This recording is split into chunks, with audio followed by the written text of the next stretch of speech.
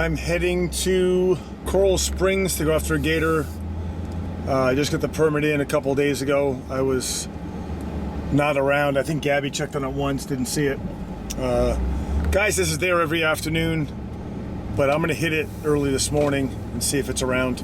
It shouldn't be too hard. This gator's supposed to be about 6 or 7 feet. And in a shallow canal like that, if the water's clear, it should be pretty easy. The only problem is there's a lot of this grass that comes up, and there's all kinds of sediment that settles on it. So if I go through it once, I stir the bottom up, and that whole area is going to be a whiteout. So if I can get him with the hook, I'll do that. If I have to get in, I'll give that a shot. But yeah, we'll see what happens. When I got there, he was at the end of the canal. I tried to bring him over to where I first kind of set up all my stuff. I had the tripod up and whatever. And then the two girls that lived next door came over, and they said, yeah, we just moved in. We just bought this house. We just moved in, and somebody told us there's an alligator back here. So they were like, if you want to come, you know, he's right over there. You want to come catch him here, that's fine. I said, all right. So I went next door. The gator kind of posted up in this vegetation where I felt if I cast on him, it had to be perfect. And if I kind of hooked him, but there was too much grass on it and he got off, might spook him away. So I thought I was better off getting in the water.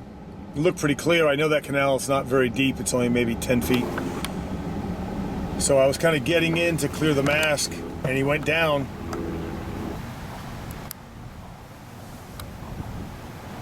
Going down in the water. And I didn't see him go down, but the girl said he just went straight down, which is perfect. And it was right there. I went over it, nothing. I checked. There's a lot of grass and places he can hide. The silt is really deep. Sometimes they'll bury themselves in the silt, but usually they'll make a mistake. They'll leave a tail up. And part of the tail, I see the fan of the tail sticking up, and I can kind of just grab him by the tail and pull him, and he'll take off and go sit up somewhere where I can find him. Or I can even put the noose through the silt, which doesn't work out very well, but I've done it before.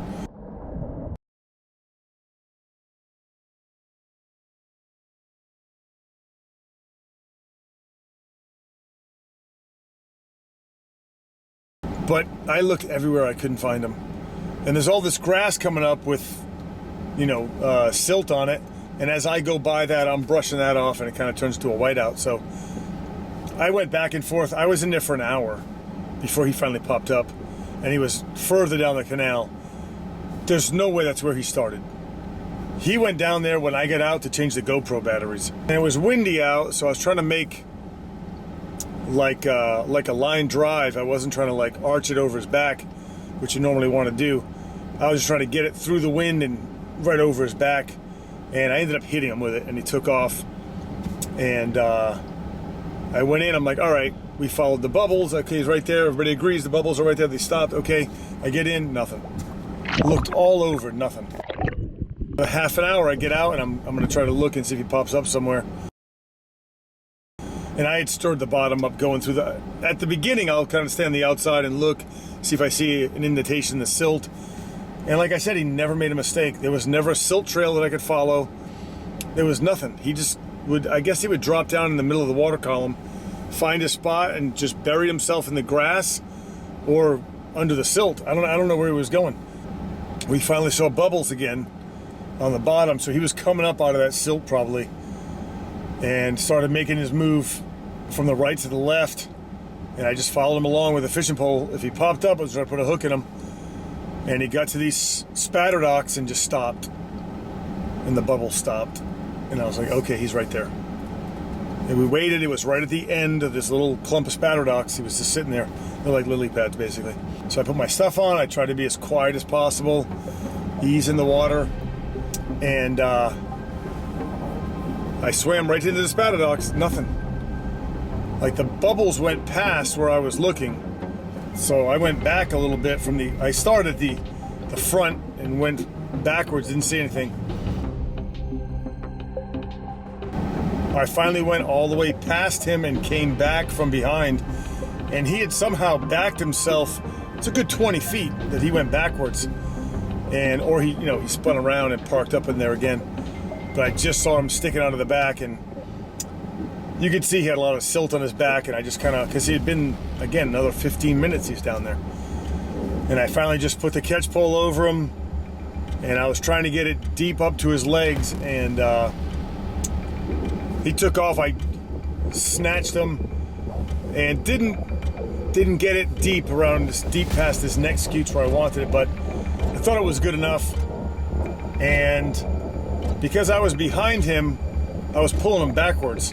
So normally they'll turn and they'll just spin as I'm swimming with the rope, but I'm pulling him backwards, and he's just winching the rope and me towards him. So because of that one that I lost, if you may have seen in a previous video, where he rolled that whole coil of rope around his body and he ended up getting away, I didn't want that to happen, so I just locked my hand on it and made him drag it through my hand. So I gave him a lot of resistance, and it was going to take him longer to get that rope around him. So I finally got over to the other side of the canal, and now he's wrapping up in the grass, which is slowing him down even more. I'm coming up the bank, so that's kind of straightening him out. So if he rolls now, he's just doing circles. He's not winching me towards him or him towards me. But my feet were like right almost in his mouth. I try to hold the catch pole as low as possible, but it's only that big. And if you use a longer one, it's harder to get through everything down there, so I can't really get a longer catch pole for that stuff.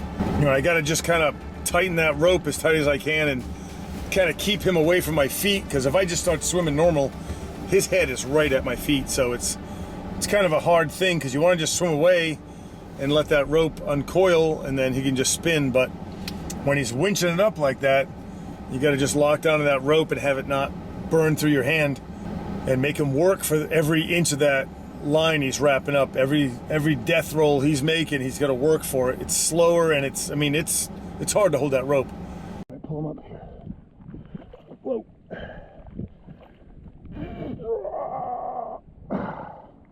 He's gonna come up like a swamp monster. I don't enjoy catching alligators. I enjoy the challenge of things like that. I like doing things that aren't easy. So it was good to get him. I was in the water for over 2 hours. My property belongs to me. He's blind in this side of the pool. Look at that baby. Look at that baby. That glass out of your mouth, son. First it's like made off. Yeah, a tiny little head though. Wow. My You're the baby boy. Or whatever it is. But... Stop rolling. How heavy is it? Like what, 100? Beautiful. It's probably like 150 to be honest with you. I wish he was 100. Wait. How? Coward. He was hiding. I gotta find out how big you are, son. I got paperwork to do on you. Thank you. 7'3". 7'3". Good. All right, go ahead. I'll see you later, man.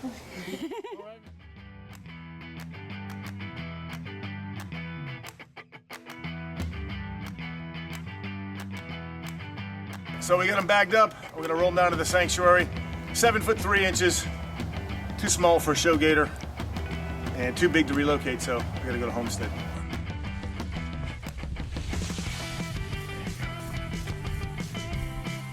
All right, get out of there. Water. Okay, nothing.